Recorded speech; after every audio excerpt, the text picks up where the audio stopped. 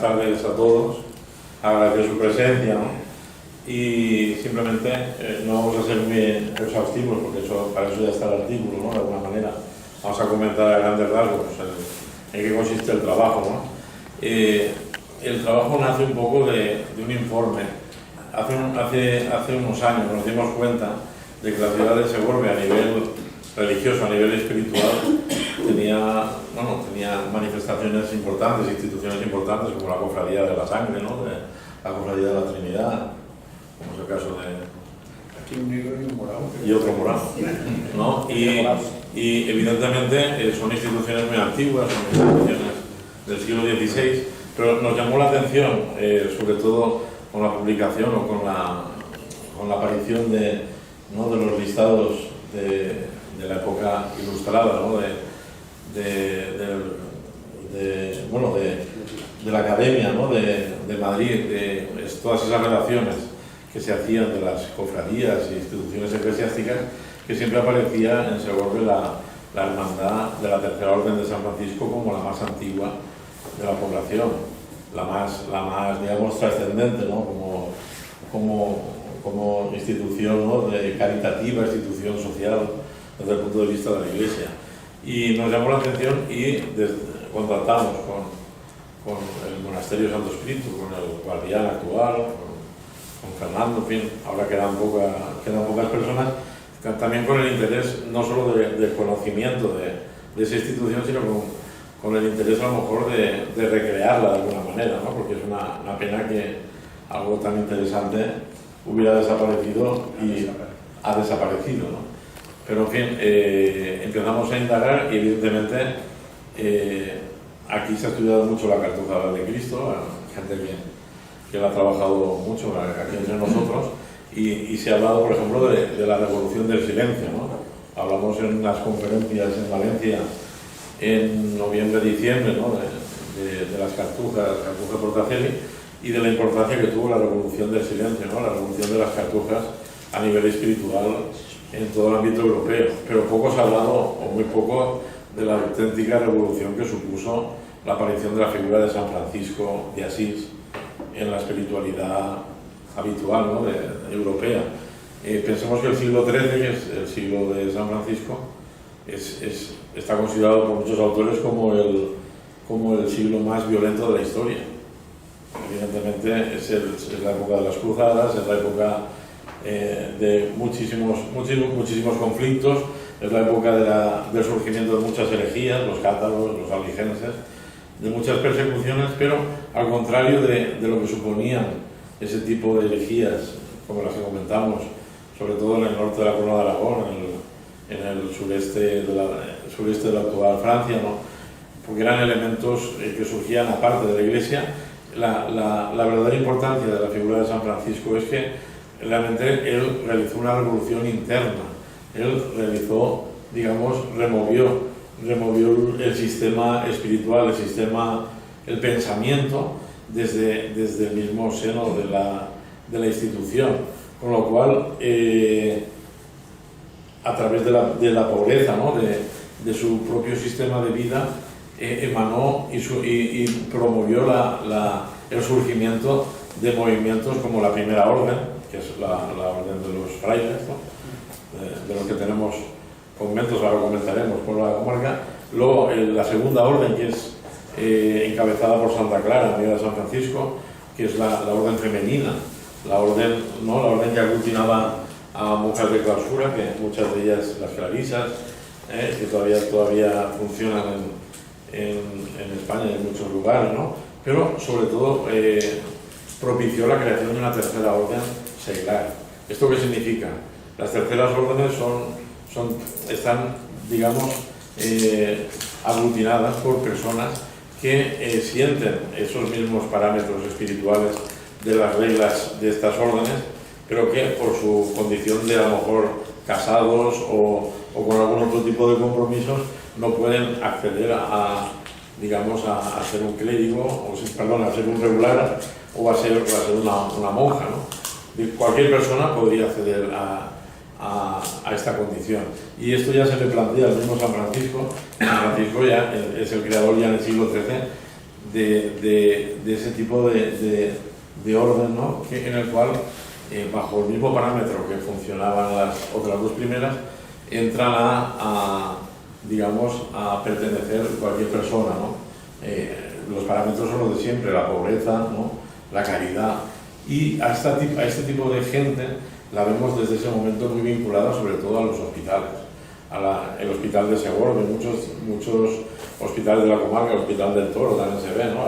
Hay personas de la tercera orden que asisten, lo que sería una Cáritas, ¿no? Actual, asisten y ayudan a las parroquias. Pensemos que las parroquias en esos primeros momentos de conquista de los territorios cristianos, ¿no? de nuestra comarca, es la parroquia, ¿no? Ya lo dicen los autores, los hispanistas, ¿no? Son las parroquias las que configuran un primer territorio, un territorio que está en nuestra comarca, ¿no? Sobre todo conformado por población islámica, ¿no? ¿Quieres comentar? No, yo paso el habla, yo paso. Me refiero, paso las diapositivas. Bueno, para que veáis, esta es la estructura que tiene la conferencia y que tiene también el artículo, los orígenes que está contextualizándolo muy bien David, de la tercera orden, con alguna puntualización que haremos ahora. La iglesia de San Pedro, que es un referente, es el enclave en donde se desarrolla la tercera orden principalmente. Luego hablamos del siglo XVIII, de la religiosidad y el arraigo de la tercera orden. Yo espero que os haya quedado claro lo que es las tres órdenes, porque a veces la gente puede... esto de la tercera orden, que es, pues al final, como bien él ha dicho, son seglares que apostarían por ser regulares, pero que pues por sus condiciones no lo pueden ser, y entonces tienen como una especie de recogimiento. En algunos casos, en las mujeres se ha hablado a veces de beaterios, que se reunían todas ellas, pero no eran religiosas, se reunían porque tenían y luego hablamos del siglo XIX, que es cuando se produce tenemos más información y también hay más implantación, y en esto tiene mucho que ver el obispo Aguilar. Bueno, pues ya con esto, la tercera orden franciscana, ese es el símbolo de la orden franciscana, el que tenéis ahí, de la tercera orden franciscana. ¿Y cuándo se fundaron? Pues ya lo estaba comentando. Pensemos que en la antigua diócesis es muy importante, ¿no? El primer convento se funda en Chelva, ¿no? Todavía se puede visitar, es impresionante las cuevas, ¿no?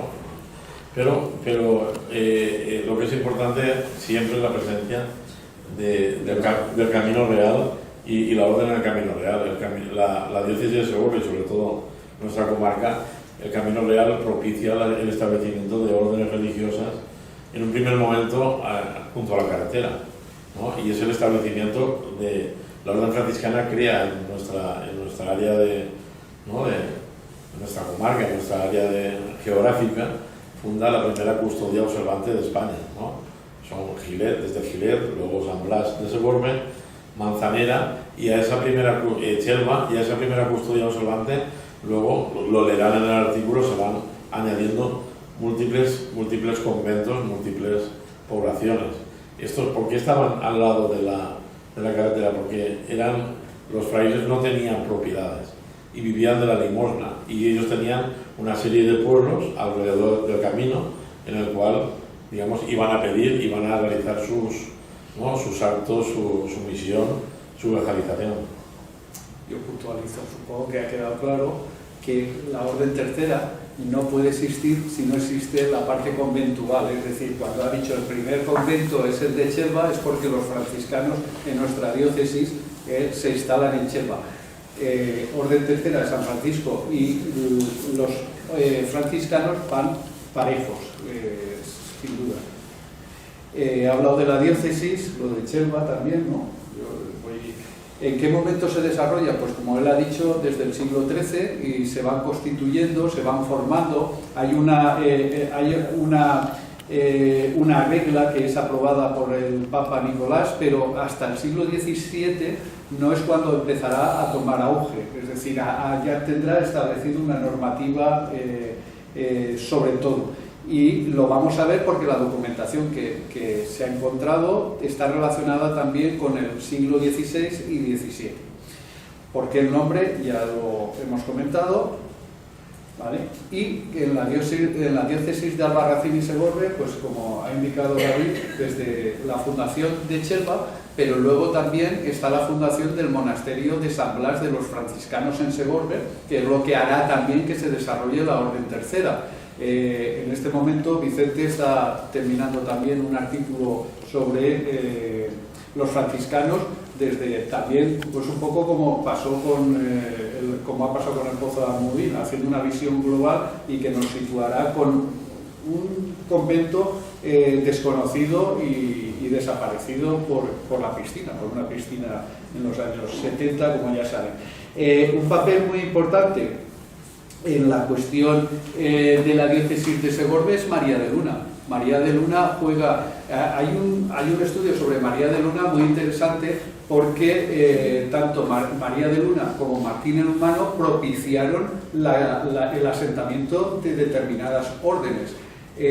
Todos pensamos enseguida en la Cartuja, pero también es verdad que los franciscanos fueron esenciales para María de Luna. Su confesor, de alguna forma mentor, era Francisco de Ximenis, y por lo tanto ella siempre estuvo abogando por la institución de los franciscanos en todo el Reino de Aragón, y entre ellos ella posibilitó, con el que luego sería Benedicto XIII, el Papa Luna, posibilitó la creación de la llegada de los franciscanos a Segorbe. Es en 1413 cuando se dicta ya la creación de la comunidad de franciscana en Segorbe, que se llamará Santa María de los Ángeles, y es en 1415 cuando toman la primera posesión en Segorbe. El obispo Juan de Terce. Exacto. Hay una serie de obispos, ¿no? Eso ocurre mucho a finales de la Edad Media, luego en el siglo XVII, a propósito de lo que comenta Pachi, ¿no? El siglo XVII es el siglo de los obispos frailes, ¿no? Pero ya a finales del siglo XIV, principios del XV, tenemos a obispos franciscanos vinculados a la propia diócesis como prelados. Claro, todos estos obispos propician un poco el establecimiento y el desarrollo de estas órdenes en los territorios de su propio episcopado, ¿no? Es el caso de Juan de Tauste, ¿no? Juan de Tauste es un franciscano también muy interesante, de una familia importante, como en ese momento eran todos los obispos, y que se mueve un poco en el establecimiento, ¿no?, de estas instituciones que articulan el territorio. Pensemos que, aparte de las parroquias, órdenes como la de los franciscanos en ese momento ayudan a la evangelización de los propios fieles y de las poblaciones islámicas, ¿no?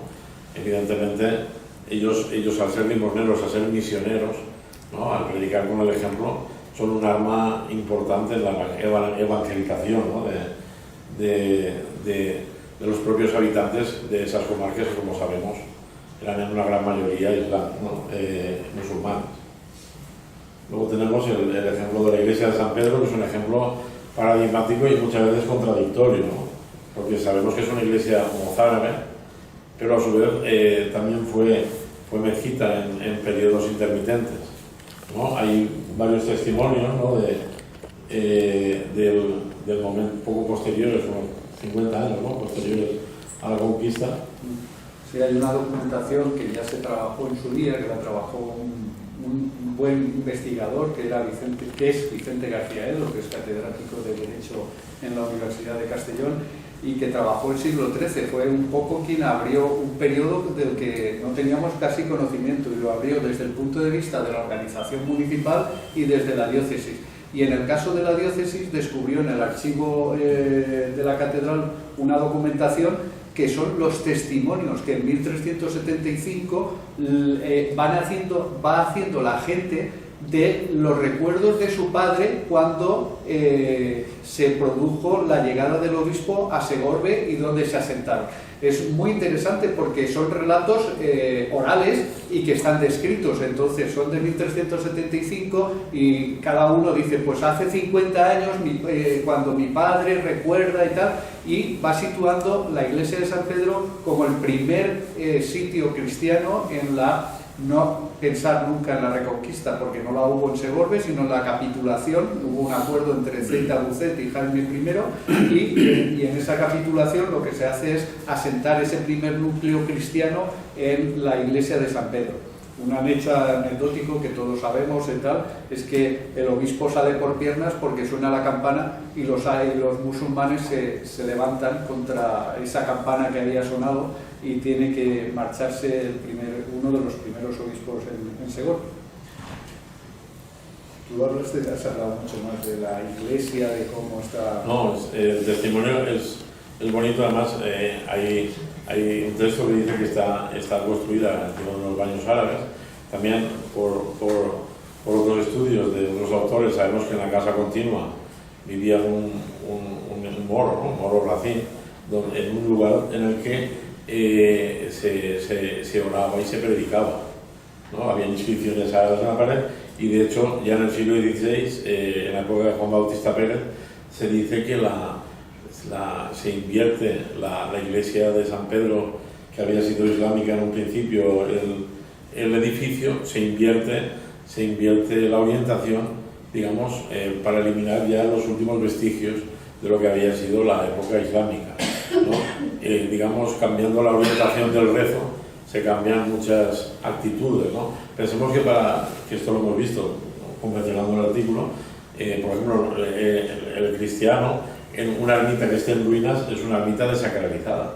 Sin embargo, para el mundo musulmán, una sinagoga, una mezquita en ruinas es un lugar de culto siempre, aunque esté absolutamente arrasada, con lo cual esto el obispo Juan Bautista Pérez lo sabe y directamente ordena el cambio de orientación. Y donde había estado el mirar, se ve en la ilustración, coloca el retablo, ¿no? Y se cambia la orientación del rezo, y con el cambio de orientación ellos intentan de alguna manera, ¿no?, quitar esas tradiciones mentales, ¿no?, de ese tipo de población que están en ese momento. Como veis, ahí hay otra preciosa ilustración de David, recreando un poco, no es una recreación, no hay tanto cambio entre lo que hoy es la iglesia de San Pedro y la propia recreación, ¿no? Pero, bueno, ahí... Sí, donde estaba el retablo, después colocan la puerta para eliminar la dirección, ¿no?, la dirección del rezo que comentábamos. Y en el texto, que también tenéis en el artículo, es donde se recoge esa manifestación de cómo es la iglesia de San Pedro, quién había, cuándo van a habitarla, cuándo van, de alguna forma se hace la primera misa, pues esa información está ahí. Y es en la iglesia de San Pedro donde se va a situar la tercera orden de San Francisco, por eso hemos un poco contextualizado el espacio donde va a estar. Y ese primer documento es el que habla en 1599, es un testamento de la beata francisca. ¿Veis lo del beaterio que os estábamos comentando? Pues en la beata franciscana Magdalena Marcilla de Segorbe, que va a hacer testamento y va a reconocer que ella pertenece a la tercera orden de San Francisco. Aquí hay algunos pasajes que hemos puesto, es solo situarlo, es porque todos sabemos por qué hacemos testamento actualmente. En aquel momento, y además hay un trabajo de Pérez Saborit, que fue deán de la catedral y archivero de la catedral, sobre la religiosidad de la comarca del Alto Palancia en el siglo XVIII, basado en esto, en los incipit, que es el inicio del testamento, donde uno reconoce cuáles son sus advocaciones, donde uno pide, manifiesta que cree en Dios, en el credo, va manifestando un poco y tal. Y en este caso dice que está en malal o malaltía corporal de la cual temo a morir y por eso hago mi testamento. Lógicamente era algo que tenía como una consecuencia. Si tú estás mal, pues estás pensando en que te vas a morir y vas a dejar tu testamento. Como veis también señala que es doncella. Como estaba dedicada a la tercera orden, pues no estaba casada, pero mantenía una especie de celibato que lo mantenía porque ella quería. Y luego está ya el tema de la sepultura, y es aquí donde ella reconoce perfectamente su vinculación a la tercera orden. Ese es el primer documento, por eso decía David, muy bien señalado, que es el primer documento que hemos encontrado sobre la tercera orden de San Francisco en la diócesis no podemos hablar, en Segorbe.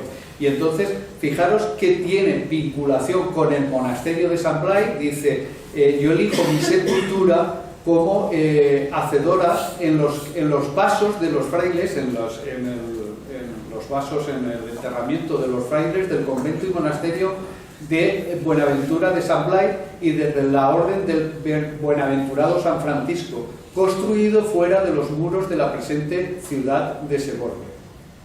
Creo que, donde decía, a ver si no lo hemos puesto al final, donde decía que era de terciaria.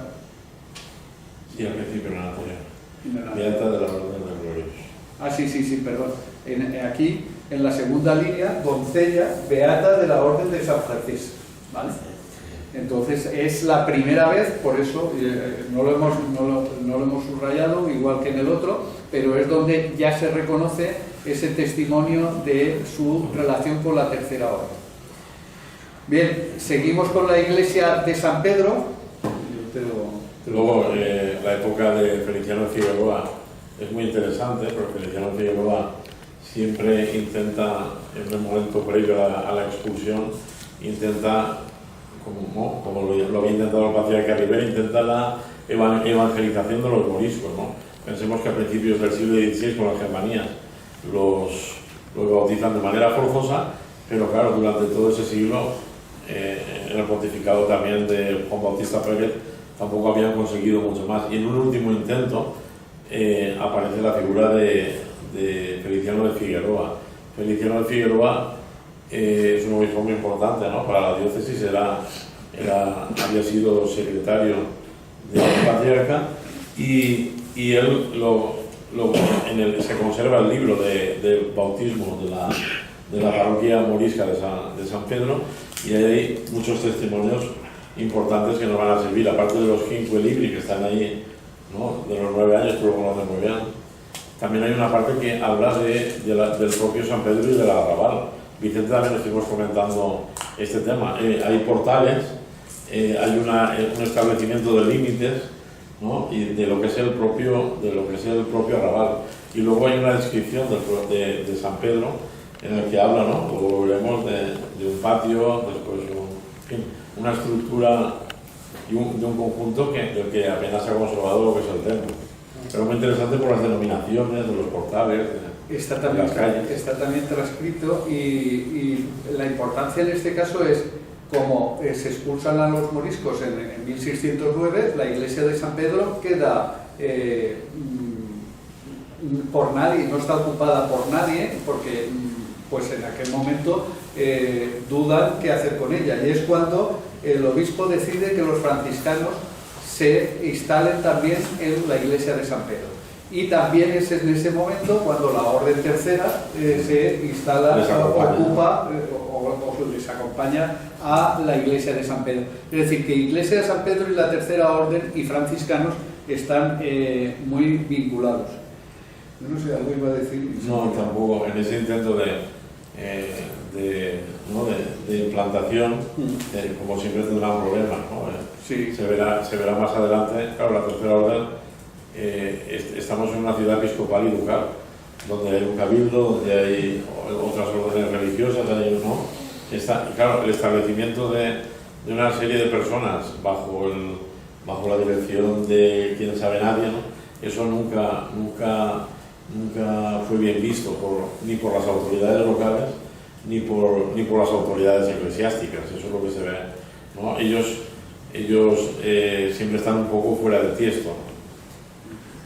Bueno, en general, toda la implantación o todo el asentamiento de órdenes religiosas en Segovia fue conflictiva, porque pensar al final una población que no ha variado mucho desde entonces, que casi somos los mismos, entre 5.000, 8.000 siempre hemos estado, pues a repartir esos donativos que tenían que buscar las órdenes entre toda la población. Cada vez que llegaba una nueva orden, pues los demás no estaban de acuerdo. Es como decir, hombre, que nos va a tocar repartir la tarta entre más. Pues si se instalaba una orden como la de San Francisco, que estaba de alguna forma, eran como los socios, entendámoslos así, de los franciscanos, pues era como decir, vaya, estos van a tener más feligreses, van a tener más apoyo y por lo tanto nos van a quitar parte de la tarta. Fue muy disputado la llegada de los dominicos, la salida de los jesuitas, lo de los jerónimos, los mercedarios no los dejaban entrar aquí, es decir, que todas las órdenes religiosas tuvieron sus problemas, incluido con el cabildo, no estamos hablando de las otras, el cabildo también dejaba de obtener beneficios, con lo cual era siempre un conflicto que lo debían de pactar para que poco a poco se fuesen asentando esas órdenes religiosas aquí. Bueno, el siglo XVIII, y es aquí cuando, como estaba comentando David, aparece un documento también en el que hay un conflicto entre la cofradía de San Pedro, que hay una cofradía de San Pedro, que no es la actual... No, cofradía, que el San Pedro de los estudiantes famoso, ¿no? Que todavía se conserva la imagen, un poco afectada después de la Guerra Civil, pero existió la cofradía en San Pedro que tenía, bueno, que era la que un poco manejaba los hilos propios de la parroquia, tenía el San Pedro de los estudiantes, que se comentaba.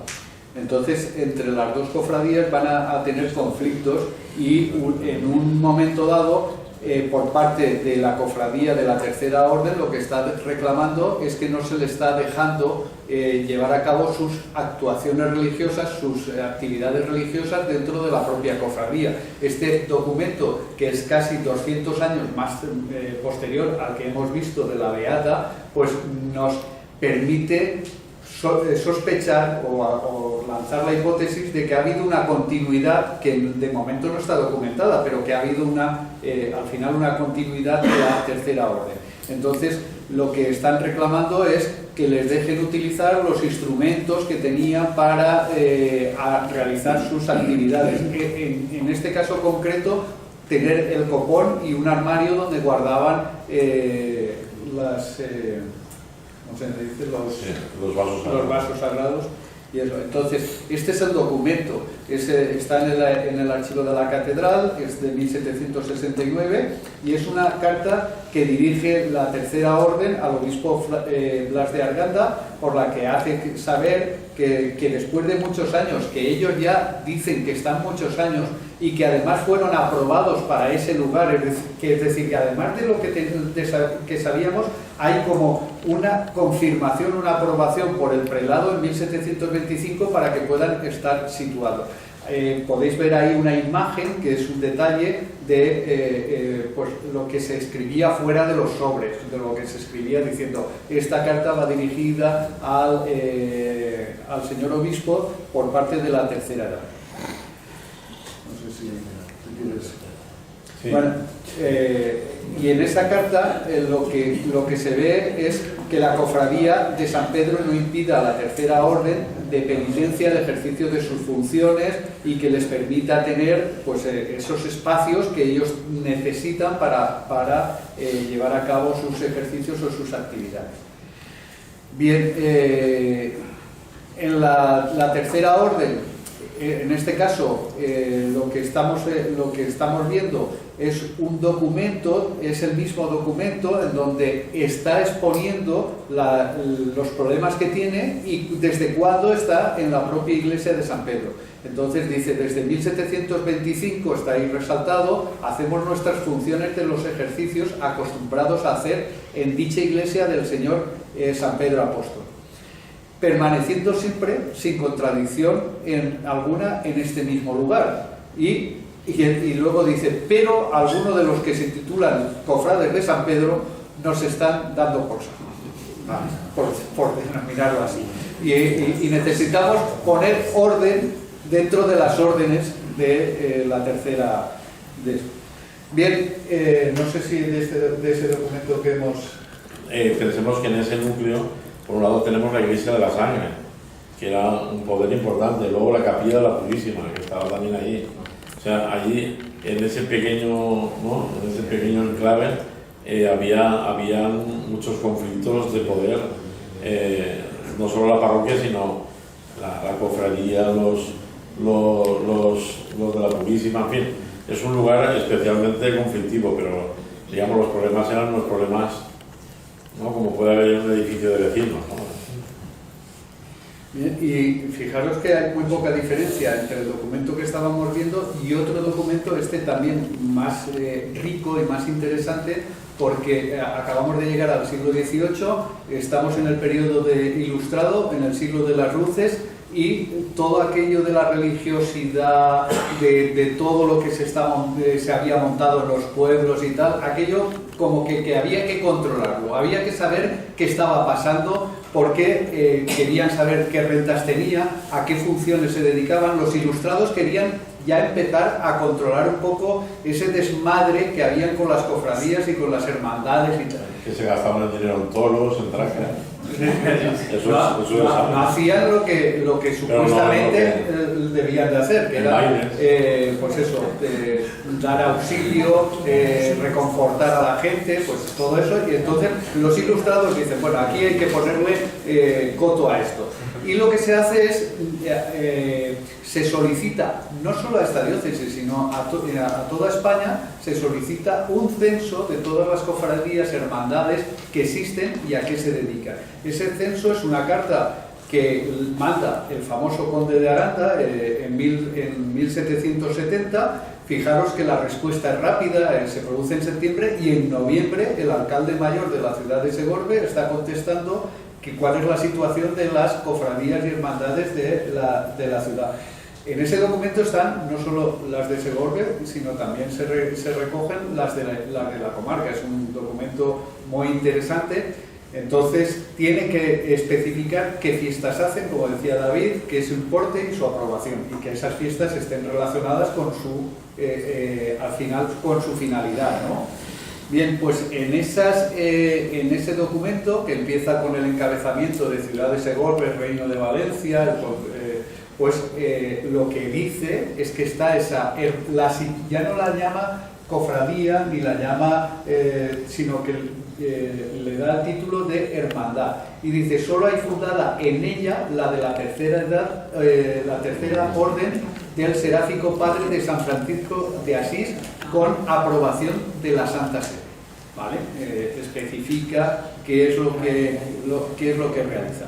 Bueno, hay mayor información que, como estáis viendo, pues hacen misas rezadas, todos los viernes del año hay ejercicios espirituales con asistencia del visitador, que es un religioso franciscano. Es la que mejor para la sala de todas. Sí, la demás. Que celebra las fiestas de las llagas de San Francisco en su día con misa cantada, sermón y fuegos. Asiste la hermandad con alguna subvención a todos los hermanos pobres necesitados cuando se hayan enfermos, según la calidad de los accidentes, también a sus entierros, con 10 misas por cada hermano difunto, y a los peregrinos con 3 sueldos cada vez que pasan por Segorbe. El gasto anual importará tanto, en fin, deja una ficha de alguna manera muy descriptiva de la actividad que estaba realizando la hermandad de la Tercera Orden en Segorbe. Es muy interesante ver estos datos, porque claro, estamos hablando de un siglo en el que no había asilos ni residencias, y este tipo de hermandades y cofradías lo que hacían era asistir en la vejez y en la muerte de sus cofrades. O sea, no solo era una labor caritativa de cara a los peregrinos, los pobres vergonzantes, la gente necesitada, sino que luego asistían a sus propios miembros en las cofradías y hermandades en la vejez o en la necesidad. O sea que de alguna manera estaban muy bien vistas, ¿no? digamos, como un pequeño primer estamento, ¿no?, de lo que luego va a ser la asistencia social. Que ocuparán los ilustrados, porque es en el momento en que Segorbe se construirá el hospital, es decir, que en un momento dado hay como que hasta aquí habéis llegado vosotros, habéis dado esto, pero es la administración la que empieza a ocupar esos sectores que tenían hasta ese momento la Iglesia. Como veis, muchas cosas no han cambiado. Seguimos en algunos momentos, la administración vuelve a ocupar aquellas cosas que en un momento dado han hecho otras asociaciones, otras instituciones. Bien, y llegamos al siglo XIX, que es cuando más información tenemos, pero además es cuando más implantación encontramos en la diócesis y concretamente en Segorbe. Y para eso hay una figura esencial. Y, claro, ¿yo qué voy a decir si yo hice la tesis doctoral sobre Francisco de Asís y Aguilar y para mí es el mejor obispo de Segorbe? Podríamos debatir, pero en fin, yo sé que hay muchos que hablan de Fray Luis Amigó y tal, pero Fray Luis Amigó al final lo que hizo es una congregación que son las Hermanas Terciarias Capuchinas que le siguen manteniendo en vida. Francisco de Asís Aguilar se murió y ya no tuvo nadie que le tuviese en vida, pero constituyó la caja de ahorros, escribió noticias de Segorbe y su obispado. Es decir, es bueno, yo no me extenderé porque si no casi podría hablar de él solamente 2 o 3 horas. Este es un retrato inédito porque normalmente el retrato del obispo Aguilar que se tiene está basado en una fotografía de él que pintó Peris Aragó y normalmente no se conocía esto, y ahí tú puedes hablar más. Es un retrato recuperado de la galería de retratos de los obispos. Un poco desfigurado para la imagen que habíamos tenido hasta ahora del obispo Aguilar. Aquí parece, si yo que recogí varias fotografías de él, parece hasta que tenga un buen plante. Y era chaparrico, era pequeño el obispo Aguilar. Ahí, si lo veis parece que tenga altura y no es así. Bueno. Es muy interesante porque este es el retrato que le pinta en Córdoba, ¿no?, antes de llegar a la diócesis. Y esto en la guerra civil, toda la galería de retratos fueron acuchillados. Realmente estaban todos muy mal, pero hay uno en especial que fue reventado absolutamente, que es este estaba hecho como un balón, se pensaba que era casi irrecuperable, pero luego al extenderse se vio que era el famoso cuadro, ¿no?, que le pintan en Córdoba. Claro, la importancia, tú lo sabes mejor que yo, este era el decano de los obispos catalanes en un momento dado. Incluso cuando se recupera Ripoll, digamos, el oficiante mayor es Francisco de Asís Aguilar, pero yo pienso que aparte de la caja, ¿no?, el libro Noticias de Segorbe y su obispado es una fuente inagotable, ¿no?, es la gran fuente. También en esa fuente también habla de que después de la guerra del francés, que eso lo comentamos en aquel congreso de la Cartuja, ¿no?, se intenta que en la zona de San Pedro, como lo hemos comentado, se cree un gran convento franciscano, ¿no?, aprovechando lo que era la sangre, la capilla de la Inmaculada y la iglesia de San Pedro y todas las casas que la cofradía de la sangre tenía en ese perímetro. O sea, intentan la construcción de un gran, ¿no?, de un gran convento. Pero luego también hay otro obispo que ahora mismo no sabe el nombre, que es el que tiene el sepulcro en la catedral de mediados del siglo XIX, ya me sale el nombre ahora mismo, se me ha ido el santo al cielo, pero que ese es el obispo realmente popular. El obispo Canubio. Cuando hicimos el estudio hace poco de Palacio Episcopal, el obispo Canubio, aparte de colocar una biblioteca en el Palacio Episcopal y dejarla para todas las, ¿no?, para las pestes, para todas las pandemias, el palacio es el gran obispo popular, ¿no?, del siglo XIX. Y digamos que es el precursor un poco de la llegada de Aguilar. Pero ya con Canubio hay un intento, ¿no?, de recuperación de todas esas órdenes. Pensemos que estamos en la desamortización. La desamortización no solo es de los grandes edificios, también es de las cofradías, asociaciones ¿no? religiosas como esta, ¿no? Y todo ese desmantelamiento, ¿no? de rentas, claro, las deja todas estas instituciones, conventos, iglesias, parroquias, totalmente desconfigurados. Pues con Canubio hay una recuperación de todos esos elementos, ¿no? de instituciones, ¿no? de recuperación incluso de la catedral. A nivel constructivo se retoman las obras y luego es el precursor de Aguilar, ¿no? Como pensemos que Canubio es el único obispo que está enterrado en la catedral y por algo será, ¿no? por cuestación popular. Bueno, Aguilar también, pero pasaron 40 años y luego se lo llevaron los de su pueblo a escondidas una noche, que lo sepáis.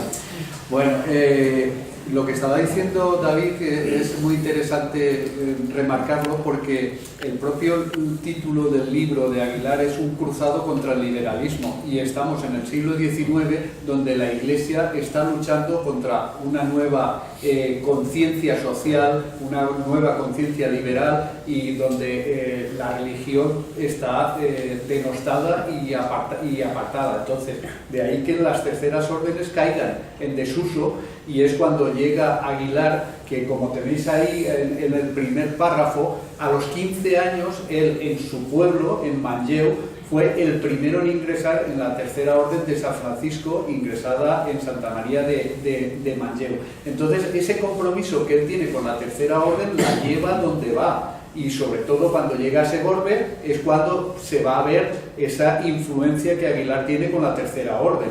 Entonces, no, como se ve también en el segundo párrafo que hemos incorporado aquí, pues le dedica pastoral, doctrinalmente, mucho a la tercera orden. En el boletín, bueno, una de las cosas, estamos hablando de Noticias de Segorbe y Obispado, el boletín eclesiástico lo funda él, y es esencial también para conocer la trayectoria de esta diócesis en esos años. Entonces, en esas pastorales que además él escribe en el boletín oficial del Estado, de la diócesis, lo que no solo exhorta él a la creación de esa tercera orden, sino que además está recomendando todas las encíclicas que están haciendo, en este caso el Papa León XIII. Al principio ha aparecido una imagen que estaba un poco descontextualizada, pero que era la normativa que hizo León XIII para otra vez el resurgimiento de las terceras órdenes. Entonces, bueno, él al final lo que va a decir es que estas órdenes tienen que erigirse en la diócesis, que son muy importantes, pues que van a dar grandes beneficios para la diócesis.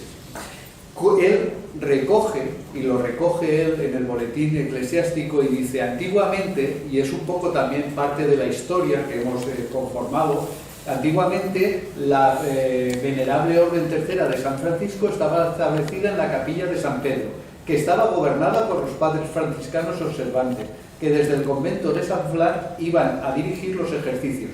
Suprimido el convento de San Blas y destinada la capilla de San Pedro a depósito de objetos de guerra, la Orden Tercera desapareció también. Su Santísima Ilustrísima, competente autorizado, ha vuelto a erigir el día 5 de este mes en la misma capilla ahora parroquial de San Pedro, en donde se ha estrenado en esta ocasión un bonito altar mayor. Y hay dos imágenes que bendice Aguilar relacionadas con la Orden Tercera de San Francisco. Sí, de San Francisco, la imagen de San Francisco que dice que la restaura, con lo cual era una imagen antigua que ya estaría en el edificio, y que vuelven a restaurar e implantar, ¿no? el culto. Bien, y con esto nosotros hemos terminado. Esta última imagen, a veces no levantamos la cabeza, pero si la levantan ustedes cuando vayan a la catedral, las vidrieras de la catedral están dedicadas a una imaginería que tiene que ver, y en este caso San Francisco tiene que ver con el obispo Aguilar, porque las vidrieras las encargó el obispo Aguilar en Barcelona para que se instalasen en la catedral de Segorbe. Y este San Francisco de Asís entendemos que por la relación que tenía él con la Tercera Orden y con San Francisco de Asís, y él llamado también llamado Francisco de Asís, Aguilar y Serrat, pues está esta preciosa vidriera plomada en la catedral, donde pues, eran otros santos y eso, pero bueno, estaba terminado así. Y con esto... Si quieren hacer alguna pregunta, alguna aportación, ya hemos terminado, ¿eh?